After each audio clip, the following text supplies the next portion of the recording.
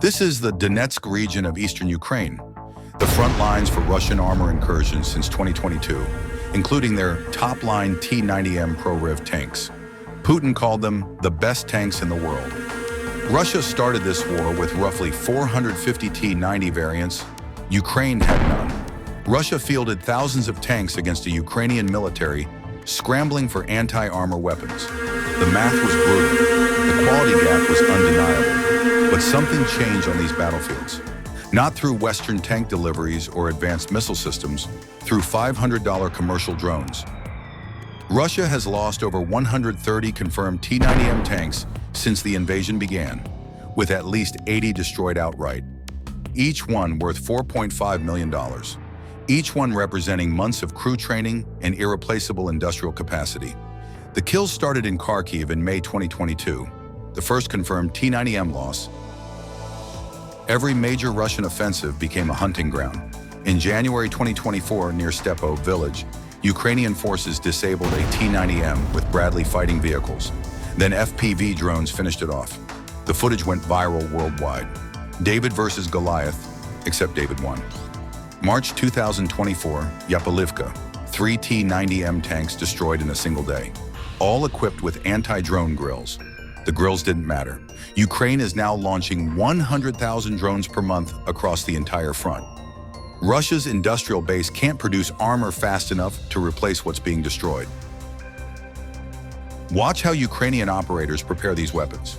Commercial racing drones, off-the-shelf quadcopters you can buy online, grenades zip-tied to the frame, incendiary devices secured with wire, explosives adapted from readily available munitions.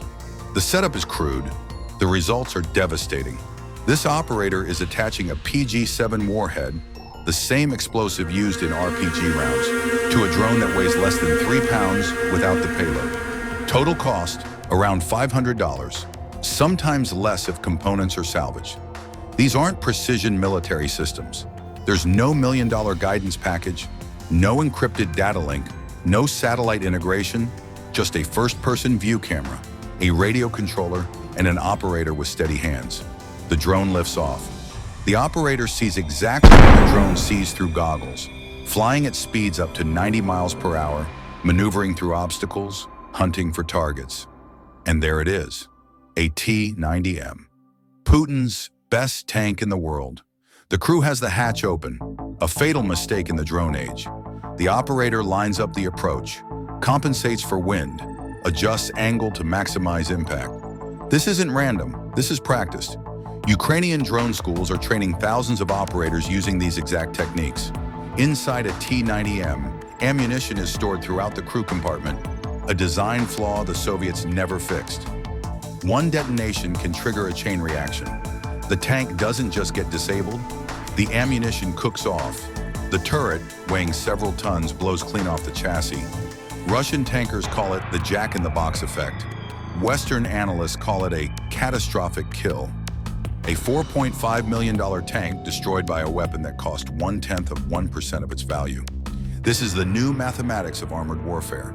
Ukraine can lose 6 drones per tank, $3,000 in total, and still come out ahead economically.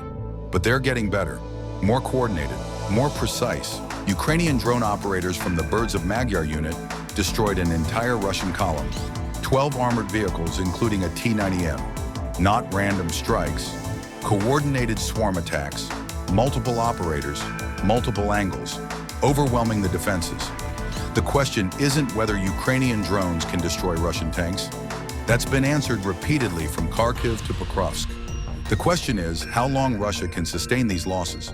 Russian tank crews learned to hide in tree lines, camouflage netting, dense forest cover, anything to break the sight lines that Ukrainian drones need. This tank crew thought they were safe under the canopy near Bakhmut. Watch what happens next.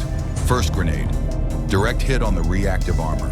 The Contact 5 explosive tiles detonate, doing exactly what they're designed to do. The tank survives. Second grenade, hits the engine deck. Smoke starts pouring from the vents. The tank is still operational. Third grenade, fourth, fifth. It's not uncommon for Ukrainian operators to expend 3 to 5 drones on a single hardened target like this. The math still works. 5 drones at $500 each, $2,500 to eliminate a tank worth nearly 2,000 times that amount. T-90M deployments have declined even as production increased. Ukrainian intelligence reports Russian forces are now hoarding their best armor, conserving T-90Ms for concentrated mechanized assaults rather than feeding them piecemeal into Ukrainian kill zones.